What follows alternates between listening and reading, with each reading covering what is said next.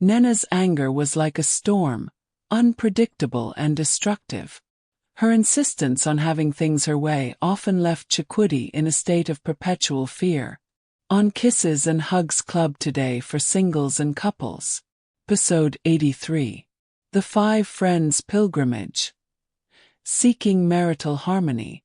In the vibrant village of Odu, known for its bustling market and harmonious community, lived five friends: Shola, Nkechi, Toby, Fatima, and Nena.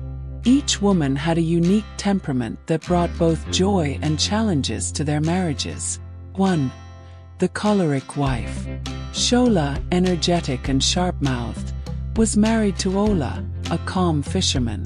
Shola had the energy of a lioness and the sharp tongue of a griot. Her independence was like a lone baobab tree, standing strong against the wind. Ola, on the other hand, was as calm as the still waters of the lagoon, preferring peace and quiet. Their differences often led to intense arguments, especially when Shola took over decision-making without consulting Ola. The breaking point came when Shola decided to expand their fishing business without Ola's consent, using all their savings to buy new boats. Ola felt undermined and unappreciated, leading to a rift between them. The arguments became more frequent, each one leaving deeper scars. 2. The career wife. Nkechi, a top executive in Lagos, balanced her high-flying career with her marriage to Emeka, a traditional craftsman.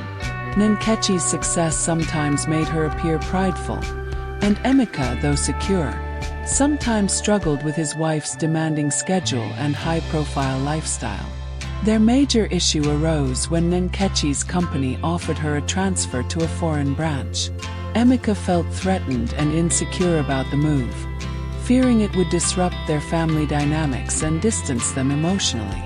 Nkechi's pride in her career achievements clashed with Emeka's traditional values, causing tension and misunderstandings. The situation worsened when Nkechi accepted the offer without discussing it with Emeka, leading to feelings of betrayal and resentment. 3. The stubborn wife. Toby, known for her stubbornness, was married to Adewale. Toby's stubbornness was silent but powerful. Even when shown the scriptures by her husband, she would often stand firm in her opinions, unyielding like the ancient rocks of their homeland. Their primary issue was Toby's refusal to relocate to a better house that Adewale had found in a neighboring town.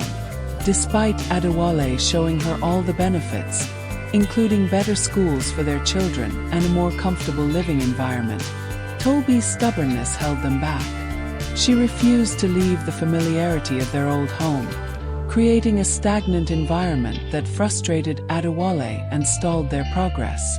The tension grew as their children began to suffer the consequences of staying in a less favorable environment. 4. The manipulative wife. Fatima, with her manipulative tactics, often left her husband Osahan feeling trapped. Fatima's arsenal of emotional weapons included crying, tantrums, endless talking, and even withholding intimacy. Osahan, a gentle and calm man, often found himself giving in to keep the peace.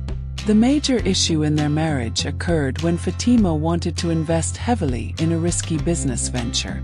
She used emotional blackmail to get her way, constantly nagging and guilt-tripping Osahan until he reluctantly agreed. When the venture failed, it caused significant financial strain and trust issues in their relationship. Osahan felt betrayed and manipulated, leading to a deep rift between them. 5. The insistent wife. Nena, with her fiery temper, was married to Chikwudi. Nena's anger was like a storm, unpredictable and destructive. Her insistence on having things her way often left Chikwudi in a state of perpetual fear, unsure of what would trigger the next outburst.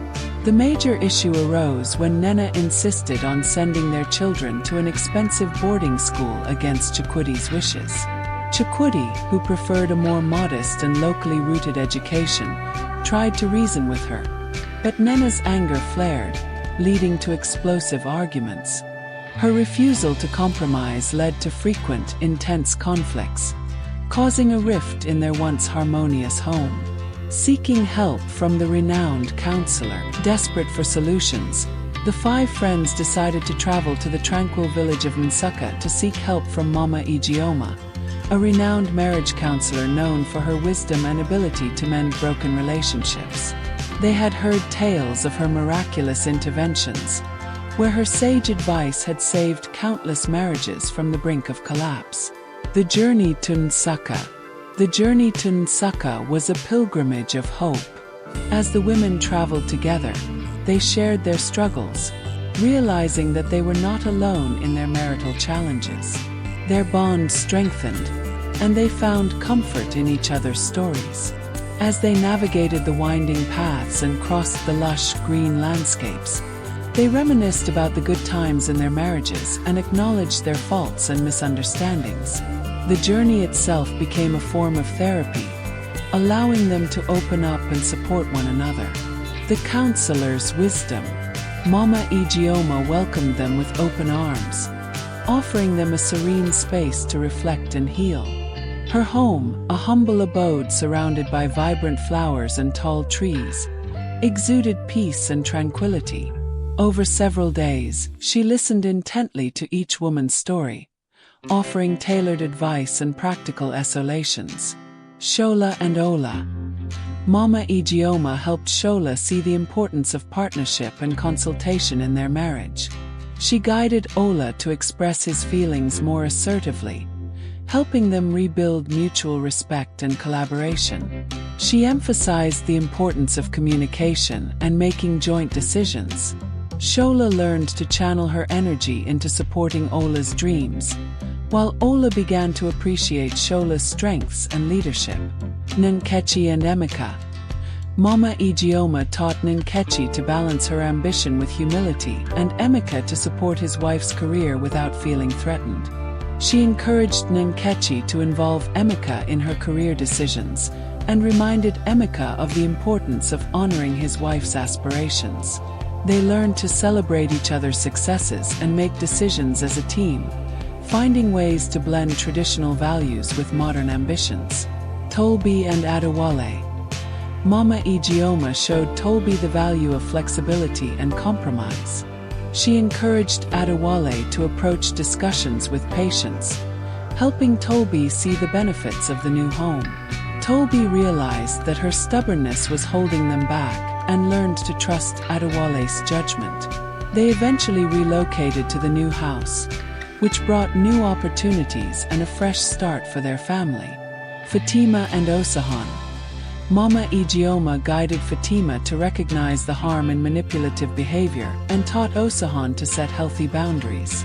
She encouraged them to communicate openly and honestly, addressing their fears and insecurities. Fatima learned to express her desires without manipulation, and Osahan became more assertive in voicing his concerns. They rebuilt trust and found financial stability by making joint decisions. Nena and Chikwudi. Mama Ijeoma helped Nena understand the destructive nature of her anger and the importance of compromise. She encouraged Chikwudi to communicate his fears calmly, leading to a balanced decision about their children's education. Nena learned to manage her temper and listen to Chikwidi's perspective, restoring peace in their home and fostering a supportive environment for their children. The path to harmony. As the friends returned to their homes, they carried with them the wisdom and tools to nurture their marriages. They had learned the importance of mutual respect, communication, and understanding. Shola and Ola. Back in Adu, Shola and Ola implemented the lessons they had learned. They set aside time each week to discuss their plans and dreams, ensuring that both had a voice in their decisions. Their business flourished, and their relationship grew stronger as they worked together as true partners. Nkechi and Emeka. In Lagos, Nkechi and Emeka found a new rhythm in their marriage. Nkechi declined the foreign transfer, choosing to explore opportunities that allowed her to stay closer to home. Emeka began to take more interest in her work, attending company events and supporting her career. They found a balance that honored both their ambitions and their family life. Tolbi and Adewale embraced their new home. The children thrived in their new school, and Adewale's career blossomed in the more prosperous town. Tolbi's willingness to compromise opened up new possibilities for their family, and they found happiness in their new environment. Fatima and Osahan. In Benin City, Fatima and Osahan worked together to rebuild their finances. They started a small, joint business, making decisions together and supporting each other. Fatima's manipulative tactics faded as she learned to communicate her needs openly, and Osahan's assertiveness brought a new balance to their relationship. Nena and Chukwudi. In Nsukka, Nena and Chukwudi found peace in their home. Nena's temper became less frequent as she practiced the calming techniques Mama Ijeoma had taught her. They agreed on a local school for their children, finding a compromise that satisfied both. Their home became a place of love and understanding, where both felt heard and valued. Biblical wisdom, as reflected in the sacred texts, 1 Peter 3:1 AMPC. In like manner, you married women, be submissive to your own husbands, subordinate yourselves as being secondary to and dependent on them, and adapt yourselves to them, so that even if any do not obey the word of God, they may be won over not by discussion but by the godly lives of their wives. 1 Peter 3:7 MPC. In the same way, you married men should live considerately with your wives, with an intelligent recognition of the marriage relation, honoring the woman as physically the weaker, but realizing that you are joint heirs of the grace, God's unmerited favor of life, in order that your prayers may not be hindered and cut off. Otherwise, you cannot pray effectively. Blessings for your marriage.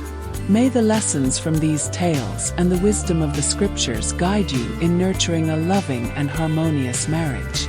As the wise elders often say, a successful marriage requires falling in love many times, always with the same person. May God bless your union abundantly, and may you find joy and fulfillment in your journey together. Do you want more? Read the full blog by clicking on the link in bio or description to navigate to the devotionals, or go to www.kissasandhugs.org. Watch full video on youtube.com/Pastor Dunamis. For one-on-one therapy, counseling, or an intervention in your marriage or relationship, go to bit.ly/therapy needed. To get courses for singles and couples, go to bit.ly/course. To partner with us, go to www.kissasandhugs.org/give.